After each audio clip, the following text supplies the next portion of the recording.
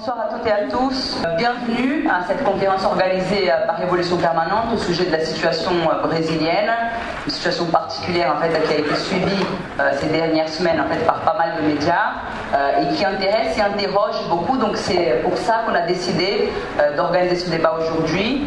Et je pense en fait que l'affluence au débat, malgré le fait qu'on soit en pleine vacances de la Toussaint, montre en fait que c'est un débat en tout cas pertinent et qui génère un intérêt chez en fait pas mal de camarades, de militants et de gens en général. Donc d'abord en fait moi c'est Daniela Kobe, ici à mes côtés en fait il y a Philippe Alcoy, on est la fraction brésilienne du comité de rédaction de Révolution Permanente, les deux. Je vais passer la parole en fait d'abord à Philippe qui va essayer d'apporter quelques éléments d'analyse en fait sur comment nous en sommes arrivés là par rapport à la situation au Brésil, et ensuite je vais enchaîner avec quelques éléments de débat et de conclusion pour lancer ensuite la discussion avec la salle. Tout d'abord, merci beaucoup d'être présent aujourd'hui. Et alors, pour commencer, je pense, pour commencer tout débat, toute discussion sur le Brésil, il me semble qu'il faut commencer par une définition très importante qui marque le cadre dans lequel se déroulent aujourd'hui les élections, mais plus en général de la situation au Brésil. Et cette définition, c'est que les élections de 2018 au Brésil, c'est les élections les plus antidémocratiques que le pays a connues depuis la fin de la dictature. Des élections complètement antidémocratiques et manipulées. Et ces élections-là ont lieu dans le cadre de ce qu'on a appelé le coup d'État institutionnel qui a débouché sur la destitution de Dilma Rousseff en 2016. À tout cela, évidemment, ça c'était le premier acte du caractère antidémocratique, arbitraire de ce coup d'État institutionnel. Et ensuite, le deuxième acte très important, c'est aussi l'emprisonnement arbitraire, complètement arbitraire de l'ex-président et le candidat à la présidentielle pour le PT, Lula. Une détention dans des conditions complètement incroyables, et sans pouvoir donner des interviews, sans pouvoir filmer même des petits vidéos, messages de soutien à la candidature du PT sont partis, etc. C'est des conditions que même les coupables des crimes contre l'humanité n'ont connues. C'est assez incroyable de ce point de vue. Et évidemment, au milieu de tout ça, il y a eu plein d'autres manœuvres qui tendent à manipuler justement l'élection pour défavoriser, mettre de côté le PT et favoriser plutôt les partis de la droite. Et justement, aujourd'hui, comme le disait Daniela, aujourd'hui on se trouve au second tour avec un candidat de l'extrême droite ultra réactionnaire, et avec des éléments fascisants, etc. Mais la question qu'on devrait se poser, c'est comment on est arrivé là, non? Parce que je me souviens quand je suis arrivé en France, quand je dis t'es brésilien, oh super, Lula, c'est la puissance montante, bientôt c'est la grande puissance mondiale, et voilà, tout allait bien. Le Brésil c'est un pays merveilleux, sans racisme, sans rien, et en plus gay friendly, etc. C'était super. Et aujourd'hui on se trouve avec quelqu'un qui revendique ouvertement la dictature, qui dit ouvertement des propos racistes, machistes et LGBT-phobes, etc. Mais la question c'est comment on est arrivé là. Moi justement, donc comme on disait Daniela, je vais essayer dans cette partie, essayer de voir comment on arrive à cette situation, comment on arrive à la montée de l'extrême droite et surtout à une situation aussi antidémocratique et arbitraire. Pour ça, il me semble qu'il faudrait revenir vite fait sur un événement qui a, peut-être certains l'ont suivi, peut-être, mais très important, qui ont été les journées des mobilisations massives, etc., de 2013, notamment, qui avait notamment la jeunesse et une grande partie des travailleurs à la tête, des manifestations en 2013 qui avaient commencé contre l'augmentation du prix des transports publics, mais qui ensuite, tout de suite, se sont répandus, se sont étalés vers les questions du service de santé et d'éducation de très mauvaise qualité au Brésil, parmi les pires et les plus chers de toute l'Amérique latine. Donc, et ça c'était sous le gouvernement du PT et de Dilma. Face à ce mouvement, en quelque sorte, il parlait des aspirations à un niveau de vie bien supérieur pour les travailleurs, pour les jeunes, pour les classes populaires. Et le Brésil, je ne sais pas si vous vous rappelez, mais en 2008, 2009, 2010, il y avait la crise internationale et le Brésil avait très peu été touché. En plus, il venait d'une phase ascendante de croissance, etc. Beaucoup de travailleurs ont été intégrés au marché du travail et beaucoup de jeunes travailleurs, en voyant les limites justement des politiques mises en place par le PT, les gouvernements du PT, et commençaient à exiger des meilleurs transports, une meilleure éducation, une meilleure santé, etc. Ça, c'était ce que ces mobilisations exprimaient. Et face à ça, comment a répondu le gouvernement? Avec une répression très forte. Les images de répression étaient vues un peu partout, on fait le tour du monde, etc. Et surtout, les directions syndicales et les mouvements sociaux liés au PT ont pratiquement rien fait pour aider ces manifestations de la jeunesse et des travailleurs à déboucher sur des victoires ou au moins la satisfaction de leurs revendications. Les grèves de 2013, les mobilisations de 2013 ont déclenché par la suite des grèves importantes dans des secteurs des travailleurs, notamment du BTP, de la construction, etc. Vous vous rappelez, à l'époque, c'était la construction des stades pour la Coupe du Monde et les Jeux Olympiques. Il y a eu beaucoup de grèves dans ces secteurs-là, mais aussi dans les transports, dont une grève très importante en 2014 des balayeurs de Rio, en plein carnaval, une grève très importante, etc. C'est-à-dire que les mobilisations de la jeunesse de 2013 avaient ouvert un mouvement, avaient ouvert une situation très intéressante d'un point de vue des classes populaires, des travailleurs de la jeunesse, qui étaient une remise en cause, ou en tout cas un questionnement des gouvernements du PT par la gauche.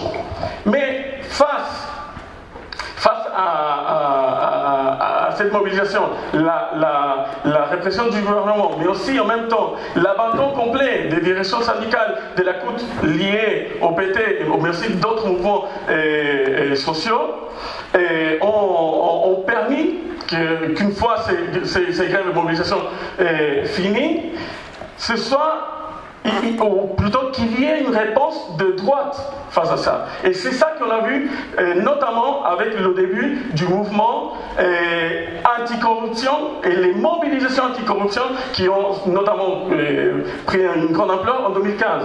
Mais des mobilisations contre la corruption de droite, qui étaient dont les participants principaux c'était les classes moyennes aisées des grandes villes, notamment du sud-est du Brésil, etc., contre un discours, le problème du Brésil, c'est pas que l'économie, c'est pas le fait que le Brésil soit dépendant des capitaux étrangers, etc. Le problème, c'est qu'il y a un problème de morale. Alors du coup, c'était le grand discours qui était mis en place par ce mouvement de droite, et qui, je ne sais pas si certains peuvent se rappeler, dans ces mobilisations qui étaient assez nombreuses, on pouvait voir des panneaux intervention militaire tout de suite, des trucs comme ça. Donc, c'est à la suite de ce mouvement-là, justement, de cette réponse de droite aux mobilisations de gauche qui avait commencé en 2013, qui commence à se créer un climat destituant contre le gouvernement de Dilma. Et c'est comme ça qu'on arrive à 2016, le coup d'État institutionnel. Pourquoi on l'appelle coup d'État institutionnel? En fait, c'est un impeachment qu'on fait contre Dilma, sous un prétexte, même si c'était cette campagne anticorruption, en réalité, Dilma n'a pas été destituée pour une question de corruption. Elle a été destituée par une manœuvre politicienne que tous les gouvernements du monde font, c'est-à-dire qu'il a fait passer les dépenses d'une année sur l'autre, pour des questions électoralistes, mais c'était une pirouette, exactement, juste ça. Donc, ils se sont pris de ça pour dire que c'était illégal, etc. Et au Parlement, on a mis en place une procédure de destitution de Dilma qui a débouché en 2016 avec la destitution, avec ce cirque, ce spectacle pathétique et lamentable que tout le monde a vu, des députés en train de jurer pourquoi ils votaient contre, ou en tout cas pour la destitution de Dilma, en disant pour la famille, pour Dieu. Et c'est à ce moment-là d'ailleurs que c'est la première fois que Bolsonaro fait son apparition au niveau international, même si on le voyait comme enfant, on ne connaissait même pas son nom, mais parce que lui il a joué pour la famille, pour Dieu, etc. Et pour un des militaires tortionnaires qui a torturé beaucoup de militants pendant la dictature au Brésil. Donc, 2016, mais la question c'est aussi, non, si tout allait plus ou moins bien au Brésil. Bon, il y avait, en 2014-2015, il commence à avoir une crise, mais on pourrait se dire, mais pourquoi on met en place une telle procédure? Pourquoi il y avait cette animosité de se débarrasser de Dilma? D'une part, il y a la politique même du PT, parce que la politique du PT qui avait une politique de financer des entreprises brésiliennes qui, grâce au financement de la Banque nationale de développement, sont devenues des entreprises transnationales, notamment dans le BTP, ont construit des ponts, des autoroutes, des barrages, etc. Voilà, c'est-à-dire donc il y avait un secteur du patronat brésilien associé à l'impérialisme, aux capitaux étrangers, qui voulaient reprendre ces parties des marchés que la politique du PT avait permis à des entreprises brésiliennes de prendre. Non, ça d'une part, et d'autre part, comme je disais, il y avait le début de la crise, et il y avait un besoin d'attaquer, de mettre en place des mesures d'austérité et des réformes structurelles. Donc, dans ce cadre-là, ça c'était, tous les secteurs du patronat étaient d'accord sur ça. Et donc ça c'était les deux éléments fondamentaux qui amènent au coup d'État, en tout cas qui décident une partie importante du patronat à faire ce coup d'État institutionnel contre le gouvernement du PT. Il faut savoir, et ça c'est une parenthèse, mais c'est pas tout il y avait des secteurs importants du patronat qui ne voulaient pas se débarrasser comme ça de Dilma. Ils voulaient plutôt se concentrer sur les réformes pour éviter qu'il y ait une crise, et à la crise économique se rajoute la crise politique. Bon, c'était raté parce qu'il y a eu la dynamique sociale politique était en marche, Dilma a été destituée et une crise, la crise politique s'est approfondie et effectivement joint à la crise économique et sociale du pays. La conséquence, maintenant pour parler plus des conséquences de ce coup d'État institutionnel, on a le gouvernement de Temer qui se met en place, un gouvernement avec Michel Temer, qui était le vice-président de Dilma, il se retourne à la dernière minute et il fait tomber Dilma et lui devient président.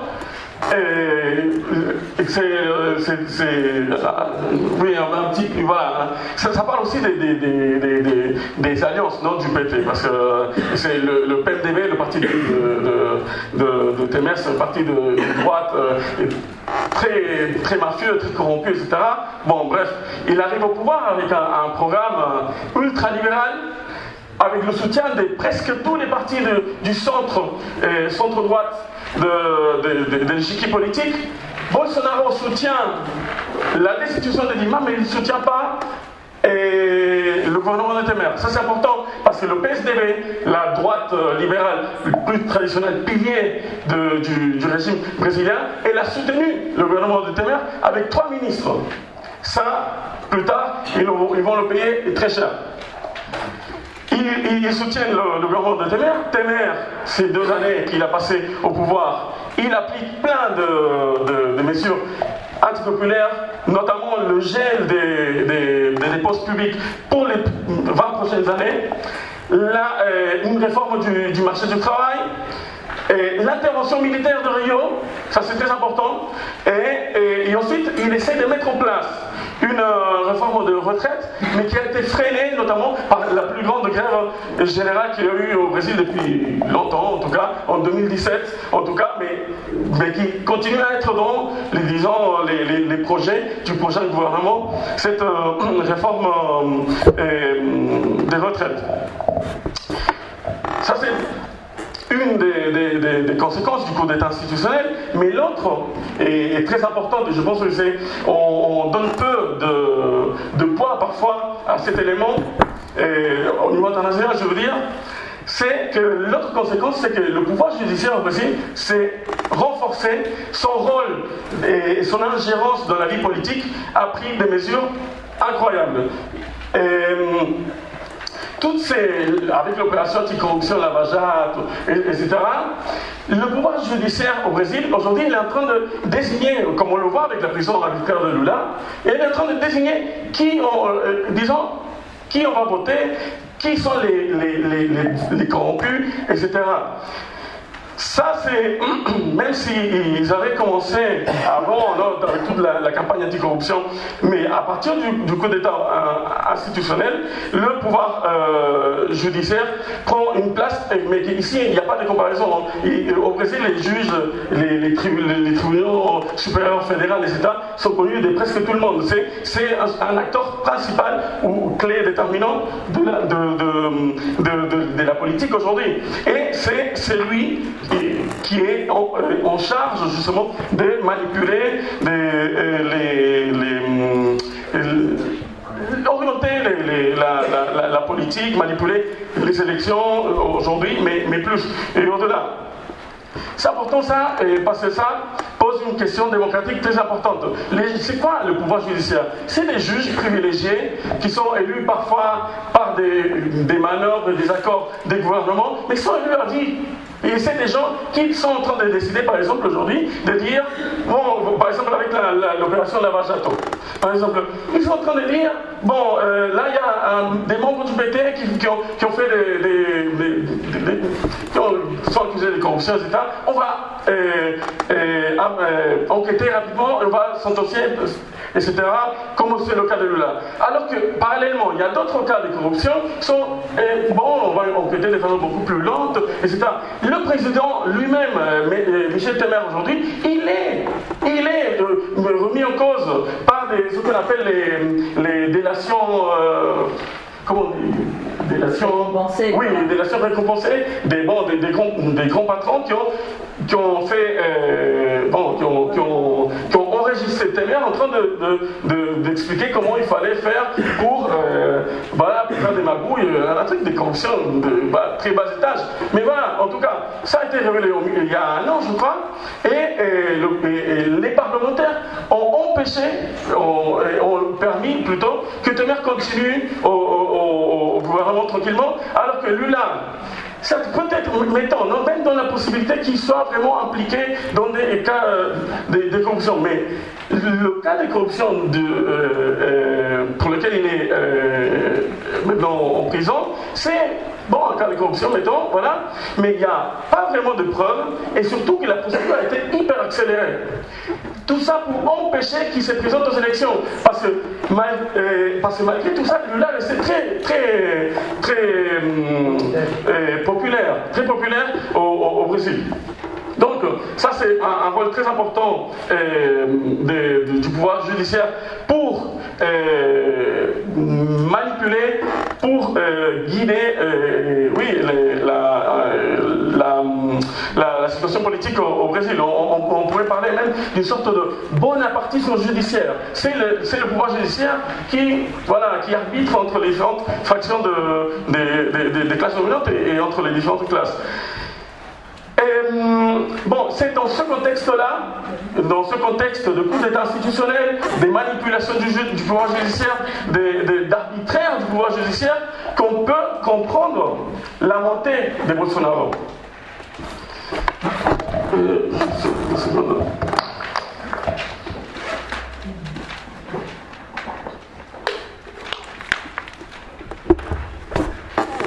Dans ce contexte-là, très marqué par un antipétisme furieux, et notamment des classes moyennes aisées, des grandes villes du Brésil, où tout est orienté pour accuser le PT, etc.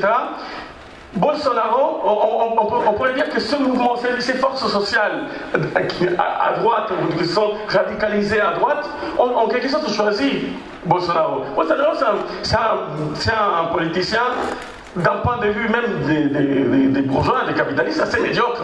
C'est un ex-capitaine, un peu comme ça, qui a passé 27 ans en tant que député, mais voilà, en faisant toujours des déclarations un peu provocatrices, etc. Mais voilà. Mais la question, c'est que la radicalisation de la base traditionnelle du PSDB, de la droite, du centre-droit, a retrouvé dans le discours ultralibéral, moralisateur, anti-PT, surtout ça c'est un élément très important, anti-PT et anti-gauche.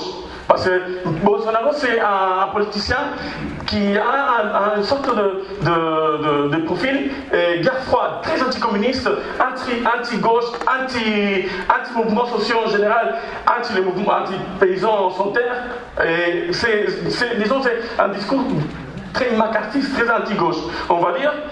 Et son programme néolibéral a séduit, voilà, a commencé à séduire des parties importantes des classes moyennes aisées et dernièrement du patronat. Parce que c'est pas tout de suite que le patronat a soutenu Bolsonaro, c'est plutôt en voyant que le centre-droit s'est effondré complètement. Et là, ils se sont dit, bon, le seul qui nous reste, si on ne veut pas avoir le PT, c'est Bolsonaro. Et voilà. Mais ça, à mon avis, c'est important ça, de voir que voilà, c'est cette radicalisation des classes moyennes qui constitue une première base sociale importante de l'extrême droite, la radicalisation de l'extrême droite, de Bolsonaro. Mais ce serait faux aussi de dire qu'il n'y a que les classes moyennes aisées qui soutiennent Bolsonaro. C'est pas vrai parce que le discours répressif des tirs, de tuer, je sais pas, main forte contre les voleurs, les bandits, comme ils les appellent, etc. Mais aussi le discours néolibéral est très anti-gauche, anti-communiste, entre guillemets. C'est une partie du discours de Bolsonaro. L'autre partie est machiste. Et pour Dieu, la famille, on défend Dieu, la famille, homophobe, etc. Tout ça aussi touche une partie des classes populaires qui traditionnellement étaient conservatrices. Et disons, c'est le lien le plus important que Bolsonaro a pu tisser avec des secteurs des classes populaires, dans les favelas même, et dans des secteurs qui votaient avant, votaient Lula PT.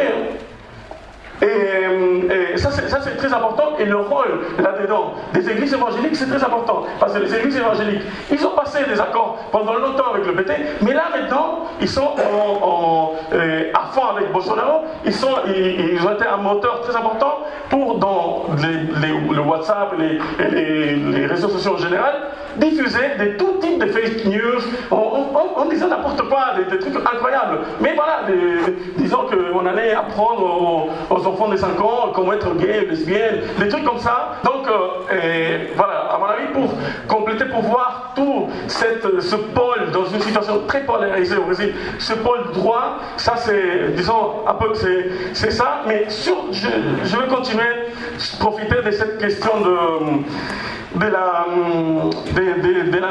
l'influence des idées d'extrême droite réactionnaire de Bolsonaro dans les classes populaires pour aussi pointer la responsabilité du PT dans tout ça. Parce que ce serait aussi ridicule de dire que, des secteurs des classes populaires soutiennent Bolsonaro parce qu'ils sont conservateurs, c'est insupportable. Non, c'est pas ça en réalité, c'est plus... C'est même, moi j'étais cet été, je suis allé voir ma famille au nord-est du Brésil. Le nord-est c'est le lieu où voilà, les gens votent PT, etc.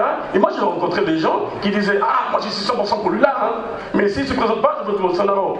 Et ça c'est quelque chose de très important. C'est-à-dire des gens qui avait gardé en tête la mémoire des années Lula, la mémoire des concessions que le PT, les concessions limitées, précaires, tout, mais des concessions qu'il a fait aux classes populaires, le fait de faire entrer 30 millions de personnes dans le marché du travail, etc.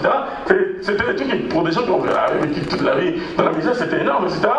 Bon, ces gens-là étaient prêts à voter Lula, mais il y avait un rejet énorme du régime politique en général, des politiciens. Donc, si Lula ne peut pas se présenter, qui est l'outsider? Qui est celui qui dit les choses vraiment? Bolsonaro. Et donc, voilà, on vote. Parce que ça, évidemment, c'est des secteurs très peu conscients parfois, non? Et qui parfois ne réfléchissent même pas en termes de gauche, droite. C'est des trucs qui les dépassent parfois. Mais à mon avis, c'est important parce que ça parle beaucoup de comment les classes populaires sont en train de vivre la crise aujourd'hui. Aujourd'hui, au Brésil, je crois qu'il y a 25-30 millions de chômeurs. C'est un truc énorme. Et les conditions de vie, ce sont beaucoup détériorées. Il y a une décomposition sociale impressionnante. Les sujets d'insécurité, c'est pas juste un truc des petits bourgeois, un peu des classes moyennes qui je ne sais pas. Non, il y a des actes des violences sociales terribles dans les quartiers populaires. Donc ça touche aussi les classes populaires. Ça touche aussi ces secteurs qui avant voté Lula ou PT. Donc, et ça, on ne peut pas dire que c'est juste la politique de Temer. Temer, c'est une politique terrible. Hein? C'est une politique ultralibérale qui a beaucoup dégradé ces dernières années. Mais déjà, au gouvernement pendant le gouvernement de Dilma, le PT avait eu des politiques d'austérité. Sous Lula aussi, d'ailleurs. Mais bon, il a accéléré, notamment à partir de 2014, ces politiques d'austérité qui ont préparé, en quelque sorte, ont aussi commencé à effriter la base sociale et électorale du PT, du lulisme, c'est pas la même chose, mais voilà, du PT surtout. Ensuite, il y a un autre élément important de la politique du PT déjà, mais cette fois déjà après la destitution de Dilma. C'est que, je disais, donc il y avait un secteur du patronat, des classes dominantes du Brésil qui ne voulaient pas destituer Dilma pour ne pas ajouter une crise politique à la crise économique, et aussi parce qu'on ne savait pas quelle pourrait être la réaction des sympathisants, des militants du PT, etc., et surtout des travailleurs, notamment où le PT a une certaine influence importante. La question, c'est que depuis 2016, on a vu des luttes importantes, comme je disais, la grève surtout la grève générale d'avril 2017, très importante contre la réforme des retraites. Mais en général, on a vu que le PT a très peu mobilisé pour défendre son propre gouvernement, pour défendre son propre parti. Même quand on voit les images d'avril dernier, quand Lula s'est rendu, malgré les sympathisants du PT, à la justice, il y avait du monde, ok, mais ce n'était pas non plus une folie des gens comme on pourrait s'attendre. C'est-à-dire que le PT, depuis 2016, parie sur une stratégie électoraliste et de faire confiance, en tout cas d'essayer de revenir au pouvoir en s'appuyant sur la justice. La même justice qui a renversé Dilma, la même justice qui a empêché qui empêche aujourd'hui Lula de se présenter, le maintien en prison, incommuniqué pratiquement. C'est cette stratégie-là qui démoralise, ou en tout cas contribue à démoraliser une partie des travailleurs, et surtout des sympathisants du PT qui ne comprennent rien, ou en tout cas qui les amène à penser qu'en votant ou en faisant confiance à la justice, à des procédures d'habeas corpus, je ne sais pas quoi, on va pouvoir libérer, revenir au pouvoir, ou je ne sais pas quoi. Voilà. Tout ça, c'est très important parce qu'aujourd'hui, je ne sais pas si c'est seulement que le PT, par exemple, là, sur le cas de l'emprisonnement de Lula, je ne sais pas si c'est seulement que le PT n'a pas voulu beaucoup mobiliser. Peut-être c'est une combinaison, mais c'est aussi que peut-être ils sont en train de perdre la capacité de mobiliser sa propre base sociale. Et ça, c'est quelque chose de très important pour la suite. Mais voilà, aujourd'hui, on se trouve dans une situation de polarisation très importante. avec un pôle droit représenté par Bolsonaro et le pouvoir judiciaire et tout ce qui va autour. Et de l'autre côté, un pôle gauche dans la polarisation sociale et politique, où c'est le PT qui représente la force la plus importante, ou en tout cas c'est celui qui représente le pôle le plus important. Clairement, moi je pense que clairement c'est le pôle droit qui est le plus dynamique. Aujourd'hui, il ne faut pas se raconter l'histoire, le pôle droit c'est le plus dynamique. Mais même si Bolsonaro a fait un score incroyable pour ce qu'il est, et au premier tour, etc., ce serait aussi faux de penser que voilà, c'est plié, il faut faire des comités ici pour accueillir des réfugiés brésiliens, et c'est bon, c'est plié. Non, je pense que même si la situation est difficile, là, on a vu que le machisme de Bolsonaro, l'homophobie, etc., a réveillé un mouvement des femmes qui, au Brésil, n'existait pratiquement pas. Avant le premier tour, je ne sais pas si vous avez vu les images, mais c'est impressionnant, des centaines de milliers de personnes qui ont défilé au Brésil contre le machisme de Bolsonaro. Aujourd'hui, il continue à avoir des mobilisations, des manifestations contre Bolsonaro. Et on ne peut pas dire que la classe ouvrière, les travailleurs de la jeunesse sont déjà des faits complètement démoralisés et déprimés. Évidemment qu'une victoire de Bolsonaro peut avoir un effet comme ça, mais nous, on doit voir comment on va se préparer à tout ça face à un éventuel, voire probable gouvernement de Bolsonaro dans les prochains mois. Et je passe la parole pour continuer à Daniel.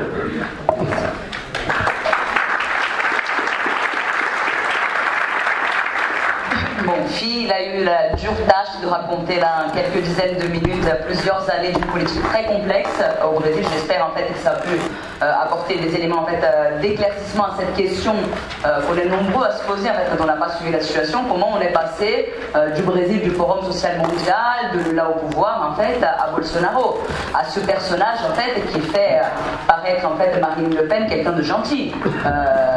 Au milieu en fait de ses propos. Marine Le Pen, elle a dû se différencier de Bolsonaro, dire qu'il faisait des déclarations gênantes, et en fait les électeurs de Bolsonaro ont sorti une fake news au Brésil qui disait que Marine Le Pen était d'extrême gauche. Donc pour que vous voyez un peu en fait l'ambiance et le type du personnage. Donc c'est évident qu'on est face à un cas d'un personnage d'extrême droite avec des aspects d'un discours en fait extrêmement dangereux, extrêmement pernicieux, qui dépasse y compris le discours en fait de l'extrême droite qu'on peut connaître en Europe. D'une certaine façon, on pourrait penser et dire que si le jeu de Marine Le Pen aujourd'hui c'est le jeu de la dédiabolisation, le jeu en fait de Bolsonaro beaucoup plus à l'image d'un Trump, c'est le jeu de dire en fait la diabolisation. Je pense, j'assume, je pense qu'il faut en fait tuer les homos, etc., etc. Donc c'est un discours en fait très ouvert, très radical sur la droite, qui a en fait, pour donner quelques éléments, je pense que vous avez été un certain nombre à suivre, mais Bolsonaro il a fait des déclarations où il revendique en fait le bilan de la dictature militaire, où il revendique l'héritage donc du principal tortionnaire qui était en fait le directeur du centre de torture qui avait à São Paulo pendant l'époque de la dictature, qui s'appelle en fait Brilhante Ustra. Il a dit lui-même en fait qu'il était pour la torture, que la principale erreur de la dictature militaire au Brésil, c'est de ne pas avoir tué 30 000 personnes de plus comme en Argentine ou au Chili, etc., etc. En plus, en fait, des déclarations homophobes. Mathis, il a dit en fait, qu'il préférait avoir un fils mort qu'un fils homosexuel. Il a dit à une députée femme qu'il ne la violait pas seulement parce qu'elle était trop moche, donc elle ne méritait pas d'être violée par lui, etc., etc. Donc ça, c'est en fait les propos du personnage. Mais le problème, c'est que les choses ne s'arrêtent pas aux propos. Et ce qu'on a vu ces dernières semaines, en fait, arriver au Brésil, c'est une série d'actes qui, en fait, créent une énorme inquiétude. Moi, en fait, je discute pas mal, moi aussi, j'étais en vacances au Brésil cet été, et je discute pas mal, en fait, avec mes amis. Moi, j'ai beaucoup d'amis, par exemple, en fait, dans la communauté LGBT, et il y a un climat de peur très important, parce qu'il commence à y avoir des secteurs radicalisés de la base sociale de Bolsonaro qui s'attaquent physiquement à en fait des militants de gauche, à des personnes LGBT, etc. Mes amis me disent par exemple Tinder et des applications de ce type pour les homos au Brésil, c'est fini. Parce que tu sais jamais qui tu vas retrouver en face. Si t'es pas en train d'être piégé par quelqu'un en fait qui va te mettre un couteau dans le dos au moment du rendez-vous. Voilà, il y a une ambiance en fait très plaisante, en particulier en fait pour les minorités de genre et la communauté LGBT, mais qui va au-delà de ça. Il y a eu en fait plusieurs dizaines d'attaques contre en fait des militants de différents mouvements sociaux, et avec pour l'instant en tout cas en fait un mort. Qui est en fait un personnage très important de la culture noire au Brésil. C'est un maître de capoeira de la ville de Salvador qui s'appelle en fait Maître Moa Ducatende, et il était dans un bar, dans une discussion où il a assumé qu'il avait voté pour le PT au premier tour. Il s'est retourné et il a pris plusieurs coups de couteau dans le dos. Et il est mort comme ça. Donc voilà, il y a un climat au Brésil qui dépasse, disons, juste la question des propos ou du discours en fait de Bolsonaro. Au-delà de ça, il y a des propos pour le coup de Bolsonaro ces derniers jours qui en fait radicalisent encore plus ce qu'il était en train de dire, parce que là il est aux portes du pouvoir et il commence à dire ce qu'il va faire s'il devient président, et il dit en fait qu'il va chasser les rouges, que les rouges vont devoir en fait faire le choix entre la prison et l'exil, etc., etc. Il y a aussi en fait ces derniers jours toute une série de mesures qui sont prises en fait à la fois dans des universités qui sont mobilisées contre Bolsonaro, ou des syndicats qui publient en fait des matériels critiques de Bolsonaro, etc. Des actions à la fois de la justice, donc en fait il y a eu toute une série d'interventions de la justice pour interdire par exemple des banderoles contre Bolsonaro dans des facs, ou en fait une perquisition dans un syndicat, je crois que des travailleurs du BTP pour le coup, où ils ont en fait appréhendé des dizaines de milliers de journaux en fait critiques de Bolsonaro. Il y a eu même en fait le cas le plus frappant, il me semble, en fait dans une université dans le sud de la province de là où je viens, l'état en fait du Pará, où en fait il y a un prof qui est en train de faire son cours. Il fait une blague dans son cours avec l'histoire en fait des fake news de Bolsonaro qui circulent beaucoup en fait sur WhatsApp, et il dit mettez pas mes diapos sur WhatsApp, faites pas des fake news. Il a fait une blague avec une allusion au truc de Bolsonaro. Une de ses étudiantes qui était fille d'un keuf a appelé son père, et les keufs ont débarqué dans son cours à la fac pour lui demander des explications au prof. Donc pour comprendre un peu l'ambiance de ces derniers jours, et pourquoi en fait au Brésil on n'est pas juste en train de parler voilà, à l'extrême droite en général, mais il y a beaucoup de personnes, y compris en fait, dans les milieux militants. Je sais pas, vous avez peut-être été un certain nombre à avoir participé au rassemblement samedi dernier en fait, le 20 à place Stalingrad. C'était un rassemblement contre le fascisme au Brésil. Donc la première discussion que je vais poser ici, qui est une discussion à mon avis qui n'est pas juste voilà, une question terminologique, mais qui va avoir des conséquences après sur en fait, ce qu'on va penser de la dynamique qui peut s'ouvrir, les possibilités et la façon d'y intervenir. Donc le titre de la conférence c'est comment combattre l'extrême droite de Bolsonaro, donc on va y arriver, mais pour ça il faut d'abord et avant tout caractériser le phénomène. Donc tous ces éléments-là que je viens de dire sont des éléments qui ont un caractère proto-fasciste ou fascisant. Vous voyez bien en fait qu'on est dans un cadre en fait, d'attaque physique contre des militants, contre en fait, des organisations du mouvement ouvrier et du mouvement social. Mais il est très important en fait, de comprendre que ce phénomène-là est minoritaire parmi en fait, les électeurs de Bolsonaro. Il n'y a pas, rassurez-vous, 50 millions de fachos au Brésil. Parce que si c'était le cas, la situation serait tout autre. Il y a une bonne partie de la base sociale de Bolsonaro qui c'est des travailleurs confus, des travailleurs en fait totalement dans un désarroi et un désespoir énorme, des travailleurs en fait qui ont été déçus par les politiques du PT, qui ne voient pas une alternative au PT qui réponde à leurs intérêts.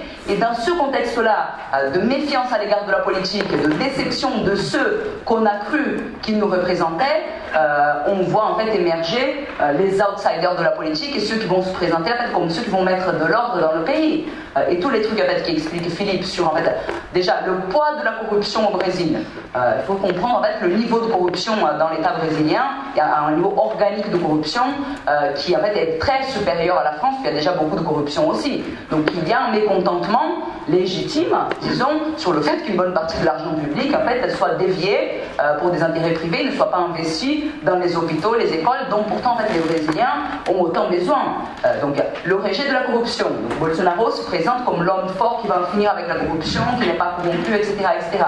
Deuxième élément qui était aussi en fait énuméré par Philippe, la question de la violence sociale. Donc, dans un pays où en fait il y a une violence sociale généralisée de la part en fait à la fois des pauvres eux-mêmes qui s'entretuent, mais aussi de la police, il faut savoir en fait dans un État comme São Paulo, qui est un État du Brésil, il y a plus de morts dans les mains de la police par an que en fait dans tous les États-Unis.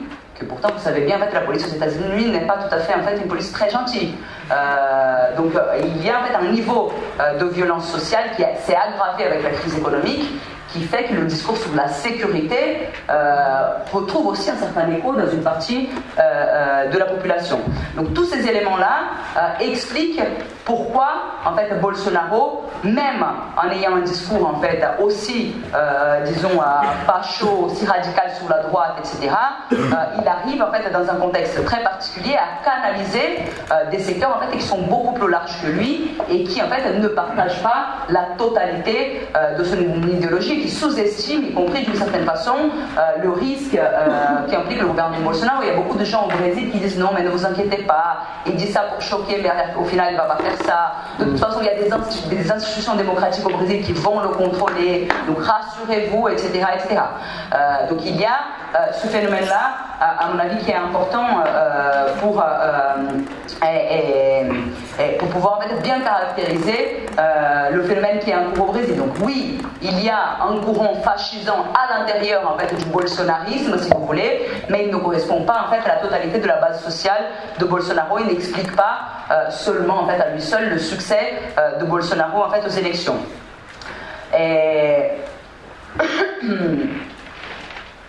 Deux éléments en fait, inquiétants en plus, si vous voulez.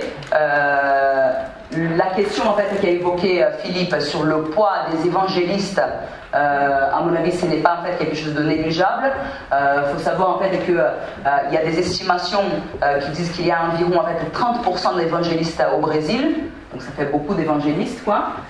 Beaucoup d'évangélistes dans les classes populaires. Et les évangélistes, ils ont massivement rejoint la campagne de Bolsonaro et ils sont un pilier central, y compris, de toute la campagne des fake news. Une bonne partie des fake news en fait, qu'utilise Bolsonaro sont en fait diffusées sur WhatsApp par les réseaux des évangélistes et sont en fait des fake news qui en gros présentent tous les candidats de la gauche, Haddad, sa vice-candidate, etc., comme en fait des dégénérés, donc un truc beaucoup autour en fait de l'ordre moral, de la religion, de Dieu, contre les homosexuels, pour le fait que la femme respecte son mari, ne rentre pas dans ses délires de féminisme, tout un truc en fait, très conservateur qui s'incarne beaucoup dans en fait, les églises évangélistes, mais qui est une voie de pénétration très importante dans les couches populaires et dans le mouvement ouvrier et les travailleurs en général en fait, qui sont une bonne partie des croyants de ces églises-là. Et un dernier élément inquiétant, c'est les rapports multiples et presque obscènes entre Bolsonaro et les sommets de l'armée. Il y a en fait un retour de l'armée à la politique brésilienne, qui pour un pays en fait, qui a vécu plusieurs années de dictature militaire est plus qu'inquiétant, mais en fait les militaires aujourd'hui parlent dans les médias et parlent de politique nationale comme cela ne pouvait pas arriver il y a encore 5 ou 6 ans. Bolsonaro est lui-même en fait un ex-militaire. Son deuxième de liste, c'est un général de l'armée, dans la réserve en fait, mais quand même. Et parmi ses ministres pressentis, il y a entre 6 et 8 militaires de haut niveau. Donc ça, c'est aussi un élément très important qui c'est à tenir en compte en fait par la suite et en particulier dans le cas d'une victoire de Bolsonaro. Pour comprendre aussi avec cette question sur l'armée, il y a un élément à mon avis qui est important, c'est de comprendre en fait, Bolsonaro il dit que la dictature brésilienne n'a pas fait son boulot. Donc il dit qu'elle n'a pas tué, qu'elle aurait dû tuer en fait 30 millions de personnes de plus. De son point de vue en fait, cette affirmation elle a un certain sens, c'est-à-dire en fait qu'il y a eu en Amérique latine plusieurs dictatures militaires, mais qui n'ont pas eu toutes exactement en fait la même forme et le même degré de violence. Bon, Virginia, qui est ici à côté, le camarade là au fond, qui ont vécu la dictature en Argentine, savent en fait que la dictature en Argentine, ça a été une réponse à un processus révolutionnaire qui était déjà en cours, et que pour cela, en fait, elle a été amenée à liquider, c'est pour ça qu'on parle de génocide en Argentine, plusieurs dizaines de milliers de travailleurs et de jeunes, toute une génération politique et militante.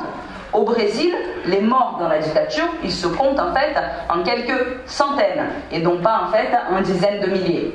Et cela a une explication, c'est que le coup d'État au Brésil est arrivé beaucoup plus tôt qu'en Argentine ou au Chili, donc non pas au début des années 70, mais en fait encore dans la première moitié des années 60, donc 1964, et c'est un coup d'État préventif, c'est-à-dire il n'y avait pas encore de processus révolutionnaire en cours. Ce qui a fait que la dictature militaire au Brésil, en fait, elle a été moins violente et qu'on peut avoir jusqu'aujourd'hui au Brésil des gens qui revendiquent ouvertement la dictature. Ils disent non, il n'y a jamais eu de dictature, c'est une dictamolle, ils disent. Si tu n'étais pas rouge, que tu n'étais pas communiste, tu n'étais pas inquiété. Les gens bien, ils étaient très bien sous la dictature. Donc il peut, jusqu'aujourd'hui dans le Brésil, il y a un secteur réactionnaire qui pense en fait qu'on vivait mieux à l'époque de la dictature, il y avait plus d'ordre, ce n'est pas ce bordel qu'il y a aujourd'hui, etc., etc. Donc c'est tous ces phénomènes-là, à mon avis, qui expliquent le phénomène Bolsonaro et en même temps en fait, les dangers qui sont contenus dans son projet. Néanmoins, en plus du fait qu'il n'y a pas de 50 millions de fachos au Brésil, il y a quelques éléments qui, à mon avis, différencient l'éventualité d'un gouvernement Bolsonaro d'un régime fasciste. Le fascisme, du point de vue des marxistes révolutionnaires en tout cas, c'est un phénomène politique très précis. Ce n'est pas en fait n'importe quel gouvernement autoritaire. Le fascisme, en fait, c'est un phénomène où les différents secteurs en fait, de la classe dominante, ils ont déjà épuisé toutes les alternatives dans l'ordre démocratique, que quoi qu'on en dise, en fait, c'est celui que le patronat préfère quand même, parce qu'il nous donne l'illusion que c'est nous qui décidons, alors que c'est eux qui décident, et c'est la meilleure en fait, couverture possible pour leur domination de classe. Avant d'arriver au fascisme, en fait, le patronat essaye tout un tas d'autres choses. Et le fascisme, c'est en fait la liquidation pure et simple de toute forme de démocratie bourgeoise, donc de liquidation du Parlement, liquidation du suffrage universel, etc., etc.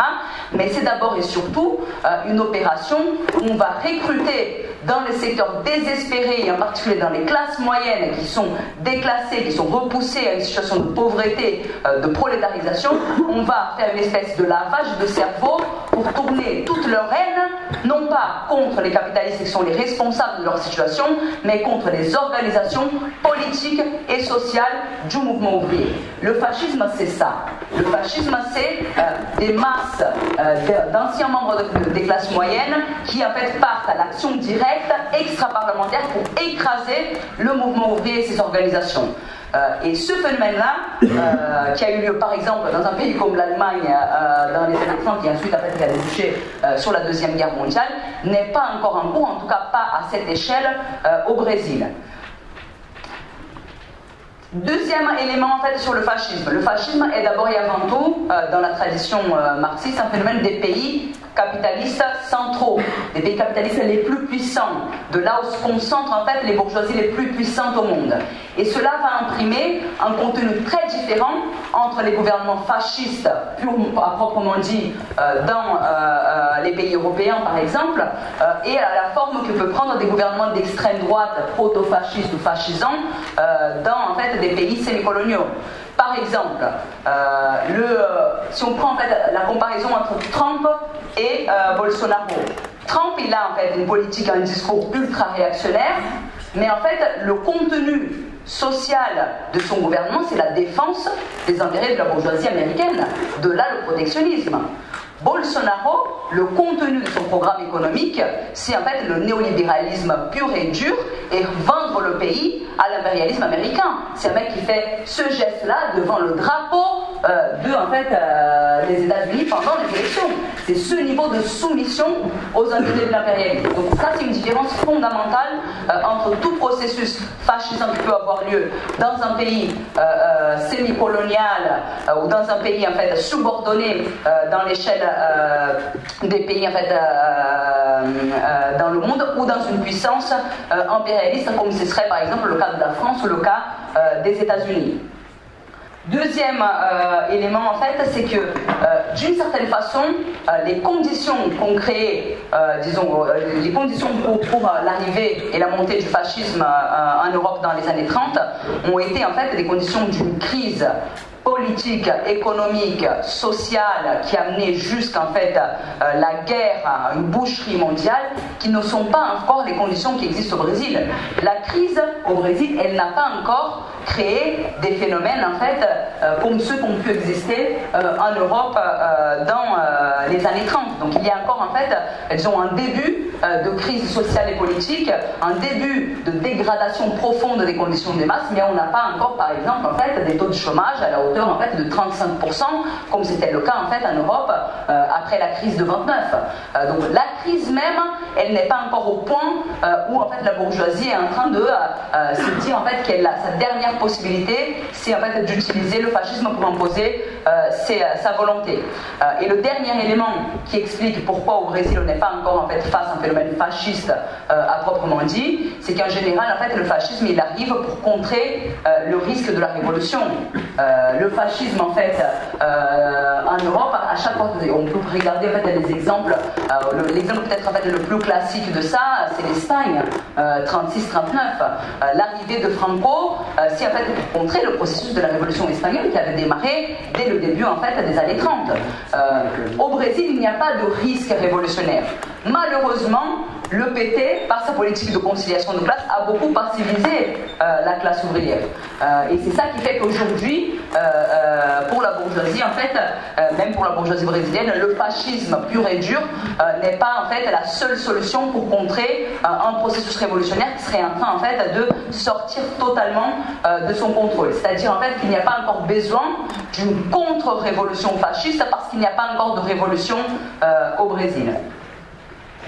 Donc de ce point de vue, tout ça en fait, ce n'est pas du tout pour nier les éléments en fait proto-fascistes extrêmement dangereux qui sont en train en fait, de pousser dans la société brésilienne et qui pourraient se développer, mais c'est en fait au contraire pour essayer de comprendre dans quel stade du processus nous nous trouvons.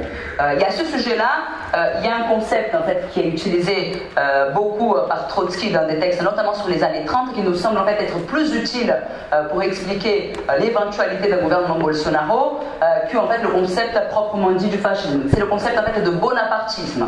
Donc le bonapartisme, c'est des régimes en fait intermédiaires entre la démocratie bourgeoise et le fascisme. Donc avant d'arriver au fascisme, la bourgeoisie en fait elle se lance sur des projets qui sont progressivement de plus en plus autoritaires, qui sont progressivement de plus en plus en fait concentrés sur un personnage qui va se hisser par-dessus les différentes classes sociales, qui va se présenter comme le sauveur suprême et qui va commencer à s'appuyer davantage, par exemple, sur l'armée que sur le Parlement.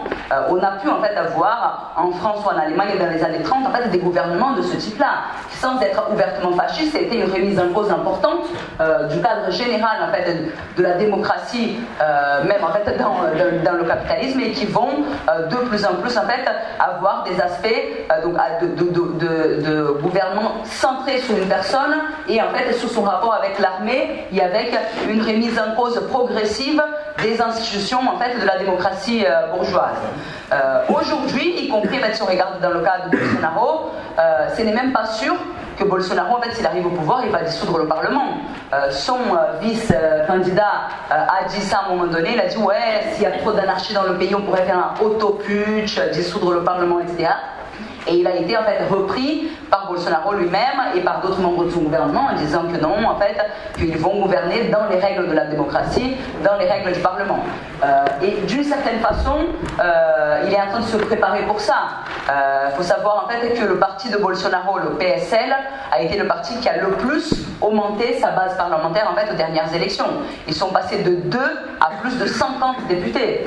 Et vous imaginez pas en fait la gueule des députés de Bolsonaro. À la moitié son keuf aux militaires, etc. Il va y avoir en fait une base dans le Parlement sur laquelle en fait il compte s'appuyer pour pouvoir en fait mener sa politique. Donc d'une certaine façon, peut-être que ce vers quoi on est en train d'aller, c'est plus en fait un gouvernement pré-bonapartiste, c'est-à-dire qui commence à remettre en cause en fait les aspects de la démocratie bourgeoise, qui commence à renforcer le poids de l'armée et qui se concentre beaucoup en fait sur le sauveur Bolsonaro qui va mettre de l'ordre dans le pays, mais qui n'est pas encore en tout cas à ce stade, disons en fait une remise en cause totale des institutions de la démocratie bourgeoise au Brésil.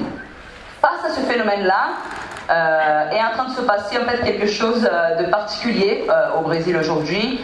C'est fait que le PT, pas Lula, hein, Lula il est toujours resté très populaire, mais le PT, depuis en fait les phénomènes là dont parlait Philippe, 2012-2013, notamment en fait le gouvernement Dilma Rousseff, qui était un gouvernement qui arrivait à un moment où la situation économique s'était beaucoup dégradée et qui a commencé à appliquer beaucoup de mesures d'austérité, il y avait en fait un grand discrédit du PT. Il y avait une rupture importante de secteurs de masse avec le PT, un peu comme le processus qu'on a pu avoir en France avec le PS, une désillusion très importante en fait des secteurs du mouvement ouvrier et des classes populaires en général par rapport à une gauche en fait qui n'avait pas, selon en fait de leur point de vue en tout cas, respecté leur mandat et en fait défendu les intérêts pour lesquels ils avaient été élus. Il faut savoir en fait que le PT, c'est le sigle, c'est le parti des travailleurs et que à sa base, en fait à l'origine du PT, il y a un processus qui est né à l'intérieur du mouvement ouvrier, des grandes grèves de la banlieue de São Paulo en fait dans les années 79, 80 et 81 avec la fondation du PT comme un parti de la classe ouvrière, même s'il va très très vite devenir un parti de conciliation de classe.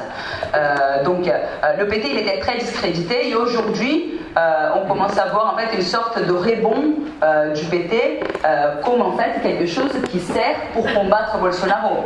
Donc en fait pour tous les Brésiliens en particulier qui sont dans la salle et qui sont nombreux, aujourd'hui en fait tout le monde dit Haddad sim sur internet. Non, en gros en fait tout le monde est en train de soutenir activement la candidature d'Haddad contre celle de Bolsonaro. Donc le PT apparaît en quelque sorte en fait comme le dernier rempart possible face à la montée de cette extrême droite là. Donc d'une certaine façon très contradictoire en fait Bolsonaro est en train de renforcer le PT, de donner en fait une survie à un parti qui était pas mal discrédité à l'intérieur aux yeux en fait de sa propre base sociale.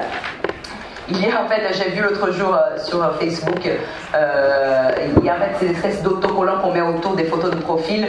Il y a des Brésiliens en fait d'extrême gauche qui mettent une que moi je trouve sympathique qui dit « Je ne pardonnerai jamais Bolsonaro pour me faire voter le PT à nouveau, quoi. Faire voter pour Haddad ».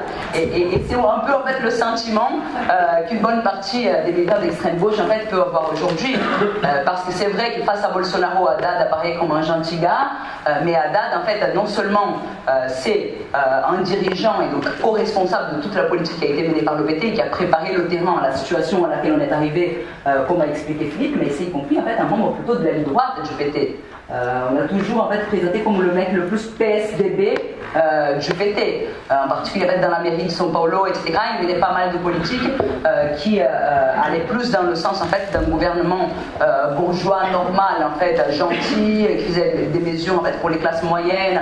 Les principales mesures en fait d'Haddad, c'était la construction en fait des voies pour les vélos, des choses comme ça. En fait, donc toute la classe moyenne était contente, etc. Mais c'est ouais, un peu un style Anne Hidalgo, quoi, à la mairie de São Paulo. Et aujourd'hui, en fait, il apparaît comme en fait le seul rempart possible, mais c'est en fait un candidat par défaut, en quelque sorte, parce que le candidat, c'était Lula, le favori, c'était Lula. Donc il est en fait celui qui a le tampon soutenu par Lula, et sa force, c'est ça, d'un côté, et d'autre côté, en fait, le fait d'avoir en face un mec imprésentable comme Bolsonaro. Donc il y a un processus qui est en train en fait de renforcer le PT dans ce processus-là. Moi personnellement en fait le 20 à cette Stalingrad, il y avait des moments où j'étais un petit peu gênée. Quand il y a les guignols géants, en fait, d'Haddad et Manuel Haddad, sa vice-présidente, qui arrivent dans la manifestation, ça va un peu au-delà, disons, de ma volonté de combattre Bolsonaro au Brésil. Et à ce sujet-là, c'était très intéressant en fait ces derniers jours au Brésil, parce qu'il y a une grande mobilisation, une grande mobilisation qui va au-delà, y compris des cercles militants. Moi, je ne vivais pas encore en France à l'époque, mais je pense que ça doit ressembler un petit peu au processus qu'on a vu en France en 2002 face à la menace de l'arrivée de Le Pen. Donc un processus où les gens en fait sortent dans la rue pour distribuer des tracts, pour essayer en fait de convaincre d'autres gens en fait de ne pas voter pour Bolsonaro, etc. Il y a tout en fait un phénomène un peu militant en fait autour de ça, et aussi de grands meetings publics avec les meilleurs chanteurs de la musique brésilienne qui viennent chanter pour soutenir Haddad, etc. Et il se trouve qu'il y a eu un rassemblement de ce type-là. Je vous raconte une anecdote, mais vous allez comprendre après en fait, que ça fait sens. Et il y a eu en fait à Rio donc un rassemblement de ce type-là, et au milieu de ce rassemblement très festif, il y a en fait la voix gênante d'un mec qui s'appelle Mano Brown. Mano Brown, c'est en fait le rappeur le plus connu probablement en fait du Brésil, le rap que moi en tout cas quand j'étais jeune j'aimais beaucoup, qui s'appelle Racionais. Et en fait il a dit une vérité très gênante qui a fait qu'il a été hué par une grande partie des participants. Il a dit: je ne comprends pas cette fête, nous n'avons rien à fêter.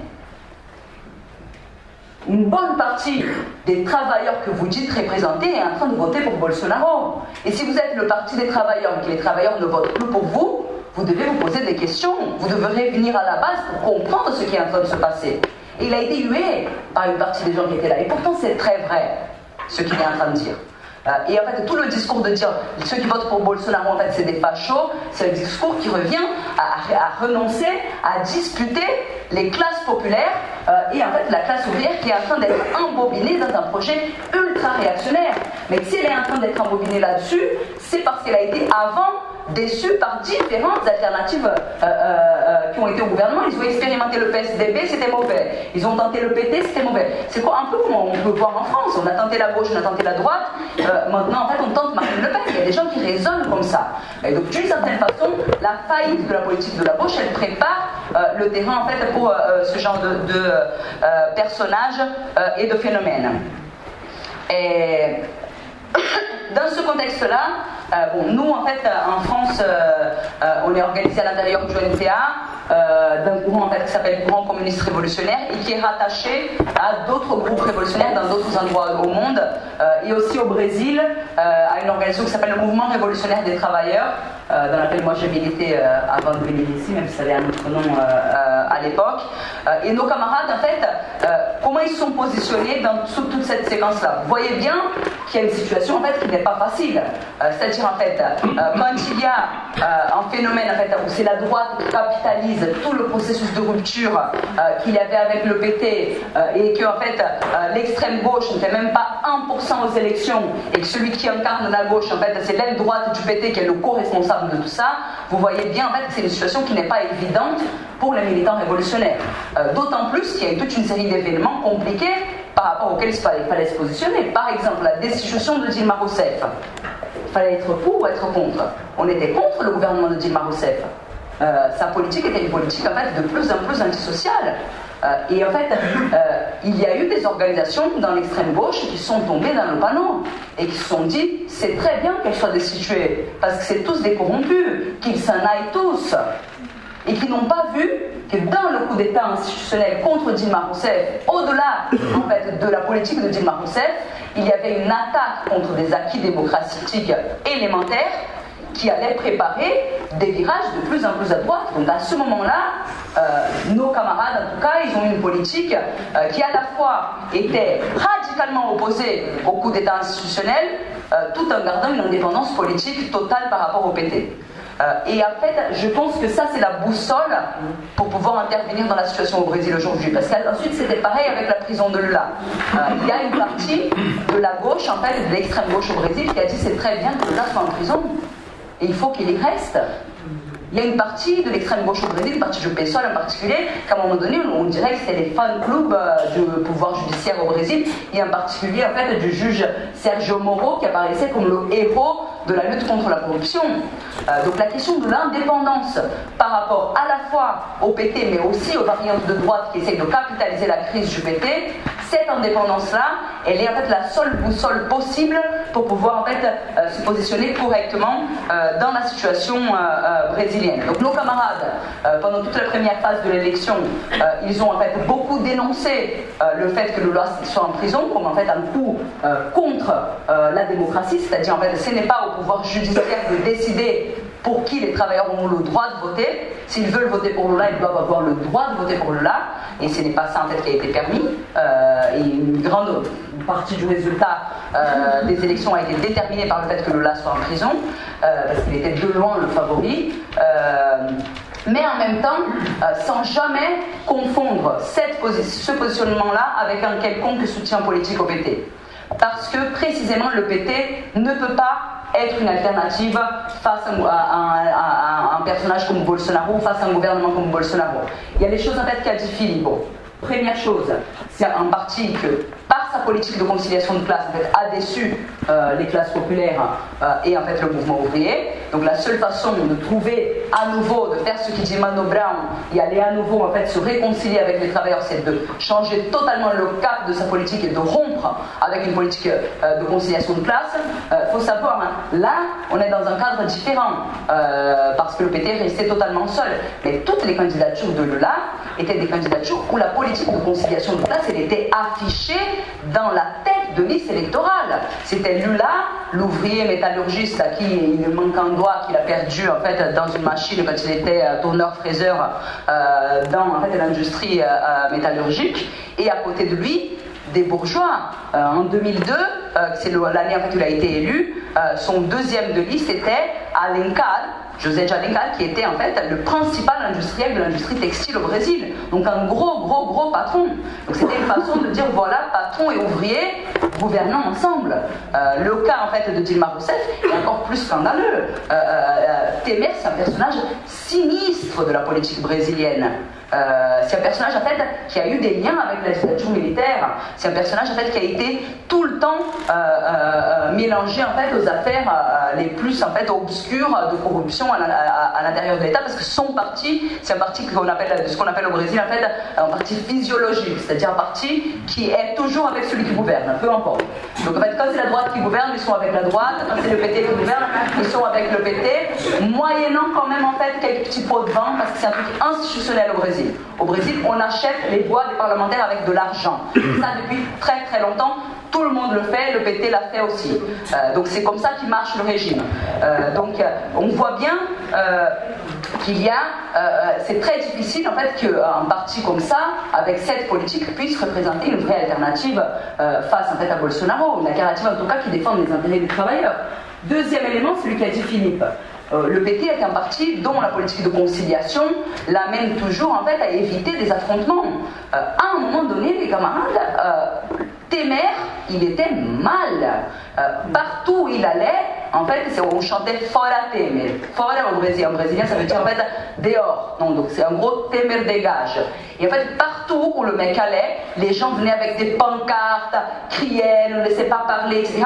C'était le président qui ne pouvait pas parler. L'anecdote la plus drôle de ça, c'est un jour il fait un voyage diplomatique en Chine, et le diplomatique chinois en fait qui le reçoit dit « Bonjour monsieur Fora Temer ». On pensait que Fora c'était très long, tellement il voyait à chaque fois en fait les deux associés.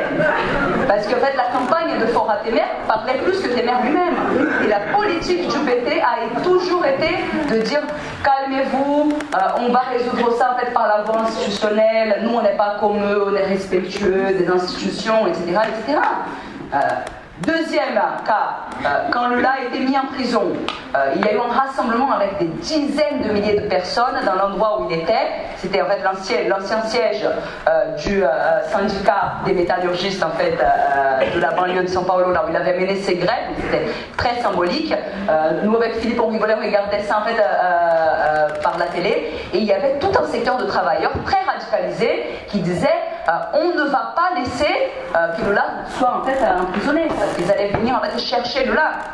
Ils disaient on ne permettra pas, on va se battre, on va défendre Lula. Et en fait, pendant qu'ils étaient en train de crier on va défendre Lula, on va défendre Lula, tout d'un coup en fait la caméra se tourne et Lula s'était enfui par derrière pour se rendre au keuf.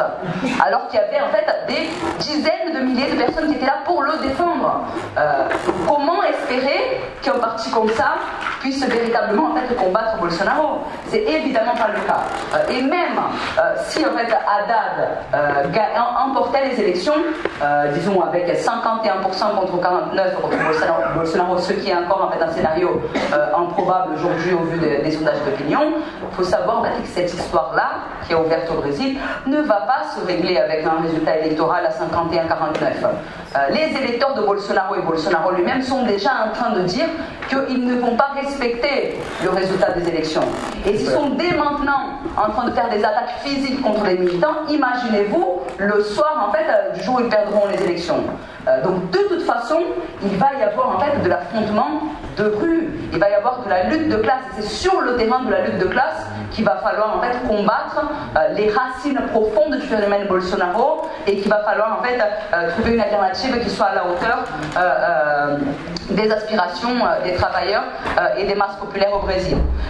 Donc de notre point de vue, en tout cas, la clé de la politique au Brésil pour la prochaine période, ça va être celle du front unique de toutes les organisations du mouvement ouvrier, du mouvement social en général, pour se défendre, donc l'autodéfense contre les attaques de Bolsonaro, et en fait, on les appelle les Bolsominions au Brésil. Je ne sais pas si vous voyez pour la référence en fait, au dessin animé.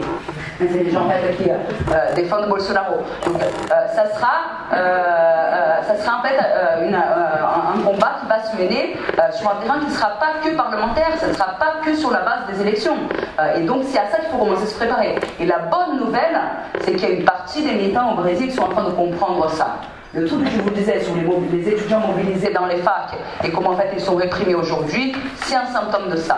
Dans quasiment toutes les facs du pays, il y a un mouvement contre Bolsonaro qui est en train de naître. Des assemblées générales, il y a des comités d'autodéfense, il y a des assemblées en fait dans des syndicats du mouvement ouvrier qui regroupent l'ensemble du mouvement social pour discuter de comment faire face au phénomène Bolsonaro, pas seulement du point de vue des élections, mais aussi en fait sur le terrain de la lutte de classe.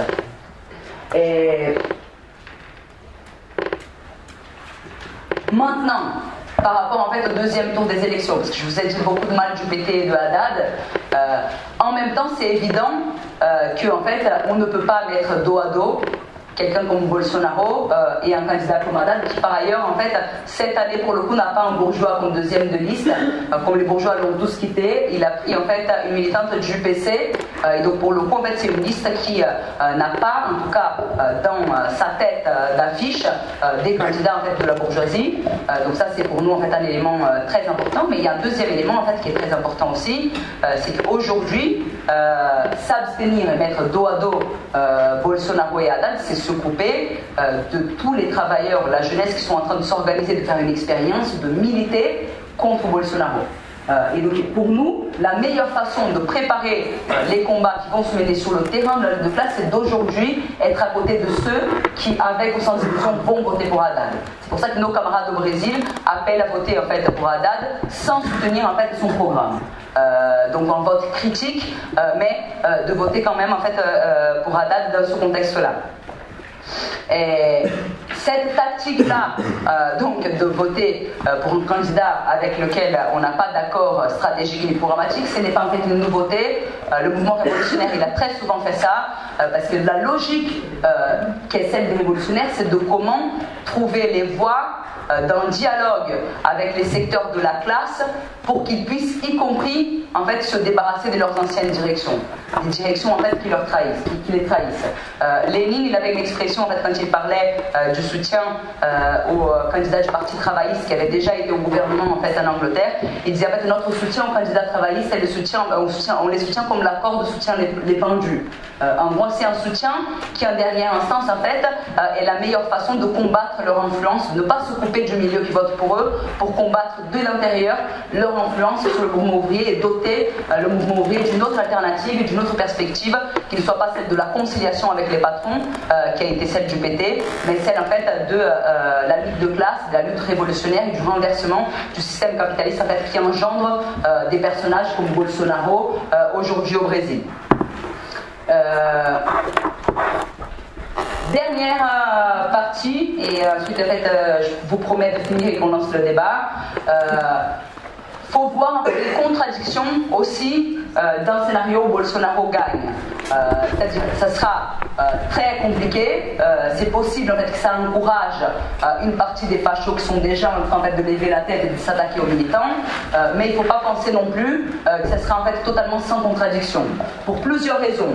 La première raison, c'est que même si Bolsonaro en fait, il a une base parlementaire, ce qu'on appelle en fait, le bloc BBB du Parlement, c'est en fait le bloc Bible, bœuf et balle, parce qu'il s'appuie en fait sur ces trois secteurs-là, les religieux, le lobbying de la viande, qui est très important en fait au Brésil, et le troisième, donc en fait les militaires, les keufs, les miliciens, etc., qui sont au Parlement. Donc même avec cette base-là, il ne va pas avoir en fait une majorité parlementaire pour gouverner. Ce qui veut dire en fait qu'il va devoir se plier très très vite à la façon de fonctionner du système et du régime brésilien, c'est-à-dire les pots de vin. Donc son truc anti-corruption ne va pas durer très très longtemps et on va très très vite, s'il est élu, voir en fait son parti mener exactement le même type de procédé que tous les partis qui arrivent au gouvernement au Brésil. Ça c'est un premier élément. Le deuxième élément, c'est qu'une partie de sa base sociale n'est pas consciente jusqu'au bout de son programme. Et en particulier du caractère antisocial de son programme, de toutes les mesures contre les droits des travailleurs qu'il est en train d'annoncer. Il veut supprimer le 13e mois de salaire. Il veut en fait mener des réformes qui sont 10 fois pires que celles de Temer. Et une bonne partie des gens qui votent pour Bolsonaro sont contre Temer. Et donc ils ne se doutent pas en fait que Bolsonaro, du point de vue économique, ça va être pire que Temer.